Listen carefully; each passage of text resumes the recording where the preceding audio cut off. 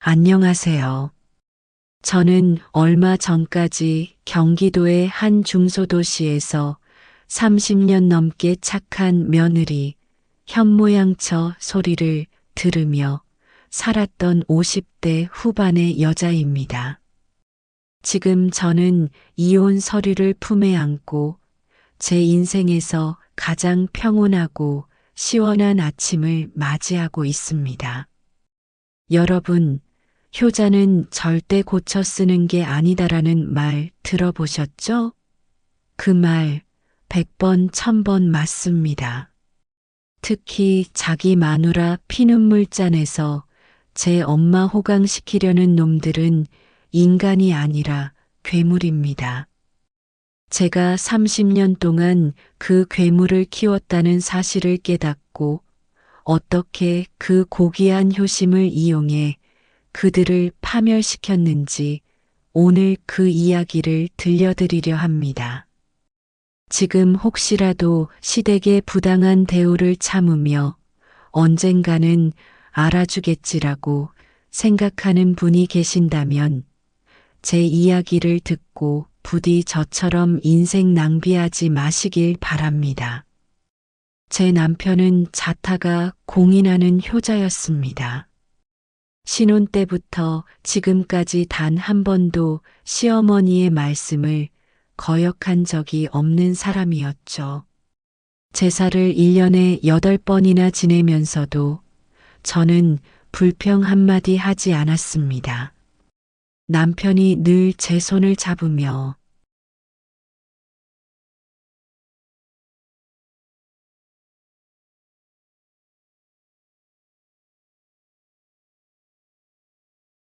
나중에 내가 당신 꼭 호강시켜 줄게라고 말했거든요.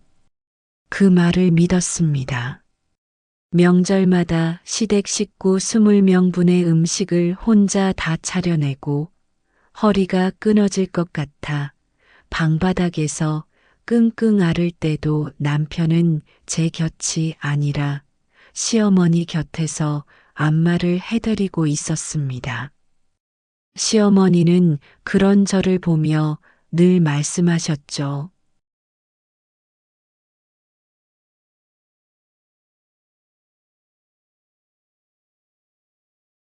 저는 그게 칭찬인 줄 알았습니다. 바보같이 웃으며 시어머니 발가락 사이사이를 정성껏 씻겨드렸습니다. 사건의 발단은 남편의 휴대폰으로 온 부동산 취득세 고지서 문자였습니다. 남편이 씻으러 들어간 사이 무심코 본 화면에는 제가 꿈에도 생각지 못한 금액이 적혀 있었습니다. 취득세만 수천만 원. 이상했습니다. 우리 집은 대출도 다 못 갚아서 제가 마트 파트타임까지 뛰며 이자를 내고 있었거든요. 남편 몰래 뒤를 밟기 시작했습니다.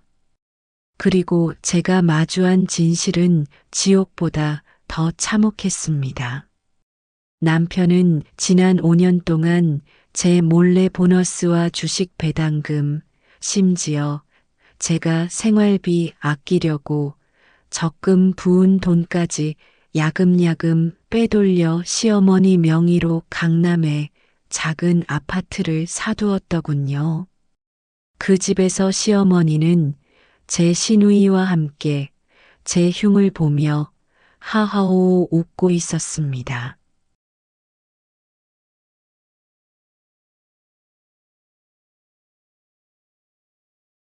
시어머니의 그 비웃음 소리를 문 밖에서 듣는 순간 제 심장은 얼음처럼 차갑게 식어버렸습니다. 제가 30년 동안 헌신한 결과가 고작 남의 집 식모살이였다는 사실을 깨달은 순간 저는 결심했습니다. 이 효심 깊은 모자를 제 손으로 지옥 끝까지 밀어버리겠다고요. 남편은 대기업 부장으로 있으면서 남부럽지 않은 연봉을 받았지만 정작 저에게 가져다 주는 생활비는 15년 전이나 지금이나 딱 250만 원이었습니다. 물가는 오르고 애들 학원비는 치솟는데 돈이 부족하다고 하면 남편은 오히려 저를 타박했습니다.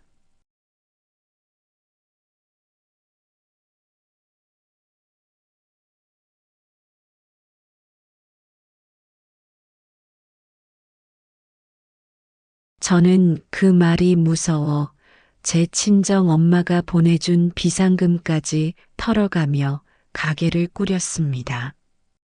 부족한 돈을 메우려고 새벽에는 아파트 계단 청소를 하고 낮에는 마트 파트타임을 뛰면서도 저는 남편이 밖에서 고생하는 줄만 알았습니다.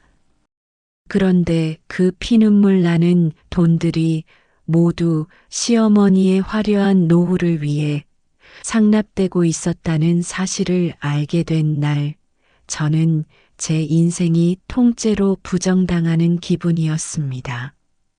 남편의 서재 깊숙한 곳, 낡은 앨범 뒤에 숨겨진 비밀 장부를 찾아냈을 때 제 손은 경련하듯 떨렸습니다.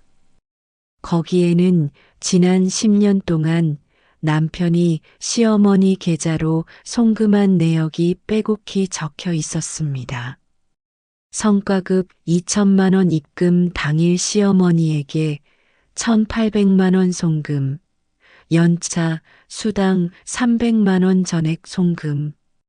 심지어 제가 아이들 대학 등록금 하려고 5년 동안 10,000원 한 장 안 쓰고 모았던 적금 3천만 원이 만기되던 날 남편은 제 도장을 몰래 파서 그 돈을 시어머니 아파트 중도금으로 넣었더군요. 장부 맨 뒷장에는 시어머니의 필체로 이렇게 적혀 있었습니다.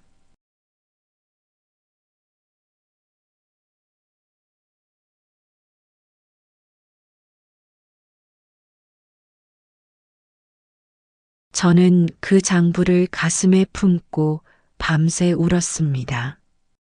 제가 무릎 연골이 다 닳도록 청소 일을 할 때, 제가 유통기한 임박한 샌드위치로 점심을 때울 때, 제 남편은 제 피를 짜내어 시어머니와 시누이의 가방을 사고 아파트를 올리고 있었던 겁니다. 더 가관인 건 시어머니의 태도였습니다. 명절 때마다 저를 앉혀놓고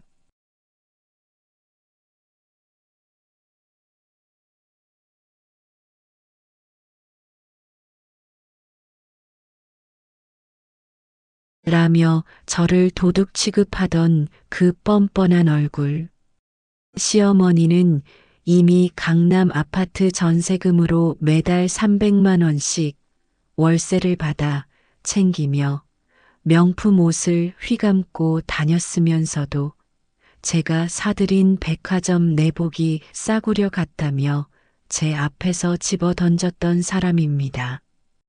저는 그날 이후로 남편의 휴대폰을 복제하고 블랙박스 영상을 모두 확보했습니다.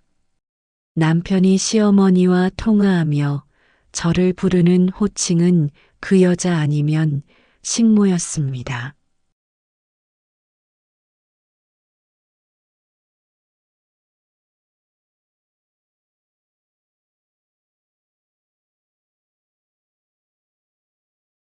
남편의 목소리는 다정하다 못해 소름이 끼쳤습니다. 저에게는 한 번도 보여준 적 없는 그 살가운 목소리로 제 인생을 도려내고 있었던 거죠. 하지만 저는 당장 짐을 싸서 나가지 않았습니다. 30년 식모살이의 대가를 단돈 몇 푼으로 끝낼 순 없으니까요. 저는 남편이 가장 소중하게 생각하는 그 효심과 명의를 이용해 그들을 가장 비참한 구렁텅이로 밀어 넣을 계획을 세우기 시작했습니다. 복수의 시작은 남편이 가장 믿고 있는 저의 멍청함을 이용하는 것이었습니다. 저는 평소보다 더 극진하게 시어머니를 모시는 척했습니다. 시어머니 환갑 잔치를 빌미로 남편에게 제안했죠. 여보, 어머니 명의로 된 아파트 말이야. 요즘 세금 문제도 복잡하다는데 차라리 어머니 명의의 법인을 하나 만들어서 관리하는 게 어때? 내 친구 남편이 세무사인데 절세 방법이 있다더라고. 남편은 처음에는 경계하는 눈치였지만 세금을 아낄 수 있다는 말과 법인 대표라는 화려한 직함에 눈이 먼 시어머니의 성화에 결국 넘어왔습니다. 저는 남편 몰래 친정 오빠의 도움을 받아 법인 설립 과정을 교묘하게 뒤틀었습니다. 겉으로는 시어머니 명의였지만 실질적인 의결권과 채무 책임은 모두 남편이 지게끔 서류를 꾸몄습니다. 그리고 남편이 시어머니 몰래 빼돌렸던 비상금과 주식 계좌들을 법인 자산으로 통합하게 유도했습니다. 여보, 이왕 하는 거 확실하게 해두자. 그래야 나중에 상속세도 안 나와. 남편은 제가 자기 편인 줄 알고 싱글벙글 웃으며 모든 인감도장과 공인인증서를 저에게 맡겼습니다. 30년 동안 군소리 없이 살았던 제가 설마 자기 뒤통수를 칠 거라곤 상상도 못했겠지요. 그 사이 저는 남편이 회사 공금을 시어머니 아파트 관리비와 시누이 생활비로 유용한 증거들을 차곡차곡 수집했습니다.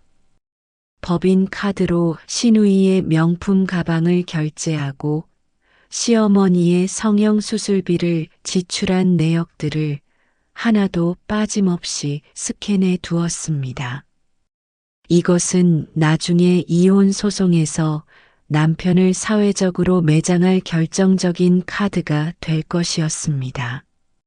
또한 시어머니 명의의 강남 아파트에 설정된 근저당권을 이용해 거액의 대출을 받았습니다. 물론 그 대출금의 향방은 남편과 시어머니는 절대 알 수 없는 곳으로 흘러가게 조치했죠. 저는 남편과 시어머니가 강남 아파트 거실에서 와인을 마시며 이제 우리 인생 폈다고 자축할 때 그 집 주방에서 묵묵히 과일을 깎았습니다. 시어머니는 제 머리를 쓰다듬으며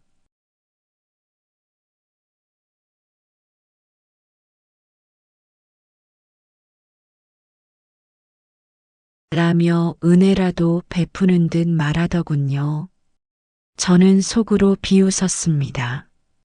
어머니, 그 방 한 칸이 아니라 이 집 자체가 이제 어머니 것이 아닐 텐데요.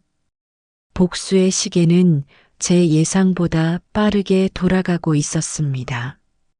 남편은 제가 자기 재산을 불려주는 천사인 줄 알고 제 생일날 처음으로 5만 원짜리 꽃다발을 사들고 왔습니다.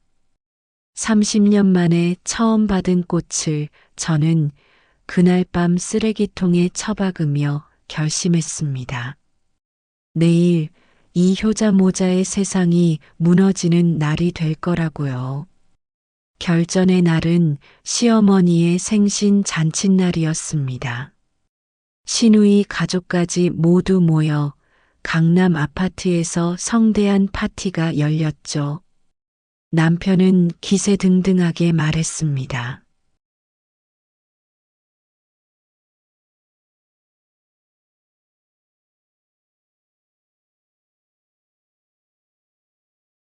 시어머니는 입이 귀에 걸려 저를 쳐다보지도 않고 시누이와 옷 자랑을 하느라 바빴습니다. 그때 제가 조용히 거실 한복판으로 걸어 나갔습니다. 그리고 남편의 노트북을 TV 화면에 연결했죠. 화면에 뜬 건 화려한 조감도가 아니라 남편이 지난 10년간 빼돌린 횡령 내역과 시어머니와 나눈 추악한 대화 녹취록이었습니다.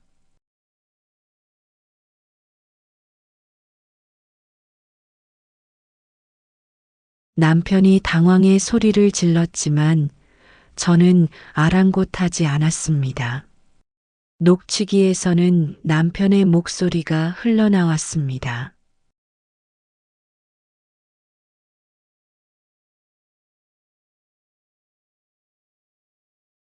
시어머니의 얼굴은 흑빛이 되었고 잔치 분위기는 순식간에 얼음장처럼 굳었습니다.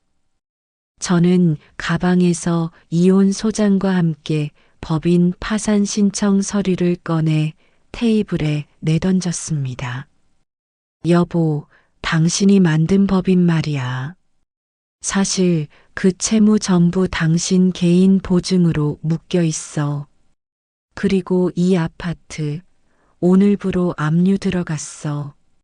당신이 회사 돈 유용한 거 이미 이사회에 제보 끝냈고 남편은 제 멱살을 잡으려 달려들었지만 저는 미리 대동한 변호사와 경호원 뒤로 물러섰습니다.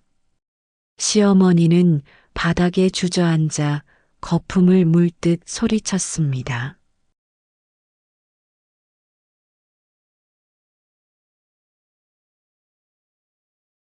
저는 시어머니의 눈을 똑똑히 바라보며 말했습니다.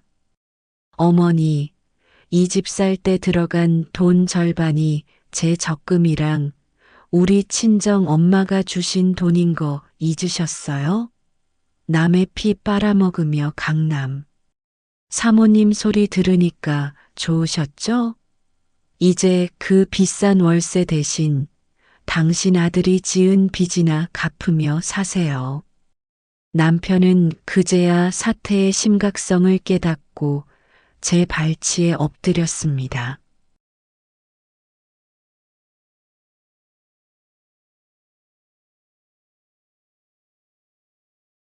하지만 저는 남편의 그 비굴한 얼굴을 구둣발로 밀어냈습니다.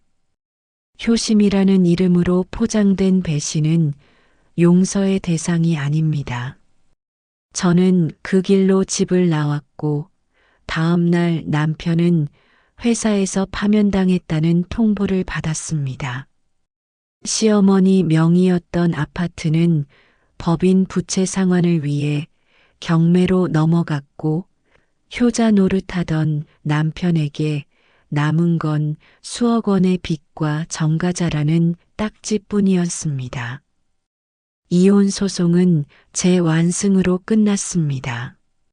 남편이 은닉하려 했던 재산들까지 모조리 찾아내어 재산 분할을 받았고 위자료 역시 역대 최고 수준으로 받아냈습니다.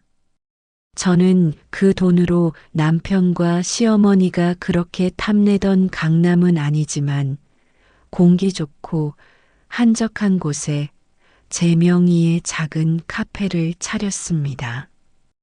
이제 저는 새벽에 남편 국을 끓이는 대신 향긋한 커피 향을 맡으며 하루를 시작합니다.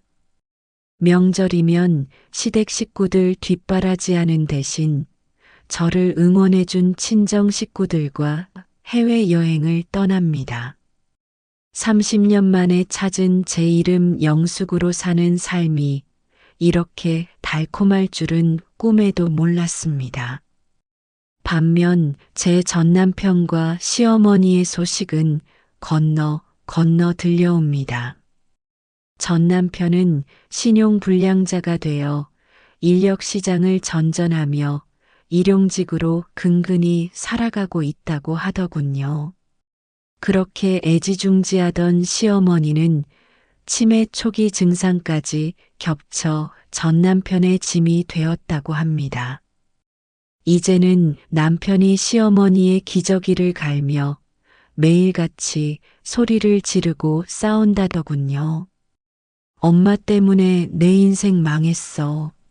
라며 울부짖는 남편의 목소리가 여기까지 들리는 듯합니다. 효심이 지옥이 된 그들의 삶, 그것이 제가 그들에게 내린 가장 잔인하고도 정당한 형벌입니다. 여러분, 시댁에 잘하면 언젠가 알아줄 거라는 환상은 버리세요. 남편이 효자라면 그 효도의 비용이 어디서 나오는지 반드시 확인하십시오. 만약 당신의 희생과 눈물로 그 효도가 유지되고 있다면 그건 사랑이 아니라 착취입니다. 저처럼 30년을 버티지 마세요. 이상하다 싶을 때 바로 잡아야 합니다. 저는 이제 더 이상 누군가의 식모가 아닙니다. 저는 제 인생의 주인이며 제 노력으로 일군 평화를 즐길 자격이 충분한 여자입니다. 긴 이야기 들어주셔서 감사합니다. 제 사이다 복수극이 지금 어딘가에서 눈물 흘리고 있을 며느리들에게 작은 희망과 용기가 되길 바랍니다.